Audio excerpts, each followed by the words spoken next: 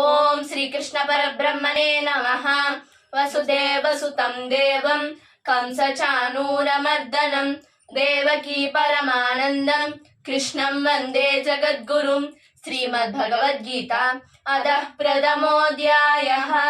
అర్జున విషాదయోగః. ऋषिकेशं तदा वाक्यम् इदमाह महीपते. अर्जुन उवाच सेनयोरुभयोर्मध्ये रथं स्थापयमेच्युत.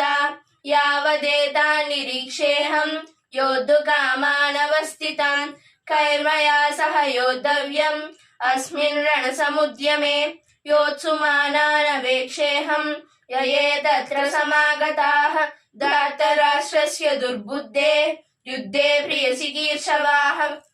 संजय उवाच एवमुक्तो हृषीकेशो गुडाकेशेन भारत सेनयोरुभयोर्मध्ये स्थापयित्वा रथोत्तमम्. भीष्मद्रोणप्रमुखतः सर्वेषां च महीक्षितम्. उवाच पार्थ पश्यैतान् समवेतान् कुरूनिति.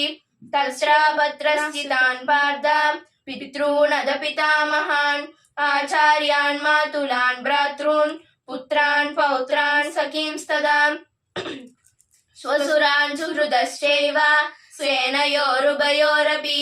तान् समीक्ष स कौन्तेयः सर्वान् बन्धूनवस्थितान् कृपया परया विष्णो विषीदन्निदमब्रवीत्. अर्जुन उवाच दृष्ट्वेमं स्वजनं कृष्ण युयुत्सं समुपस्थितं.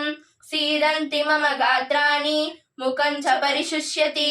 वेपदुश्च शरीरे मे रोमहर्षस्य जायते. गाण्डीवं स्रंसते हस्तात् त्वक्श्चैव परिदह्यते. न च शक्नो व्यवस्थातुं బ్రవతి వచనే మనా. ఇంతటితో 30 శ్లోకాలు పూర్తయినాయి. పార్ట్ 4 కోసం వెయిట్ చేయండి. For more interesting videos, like, share and subscribe for our channel.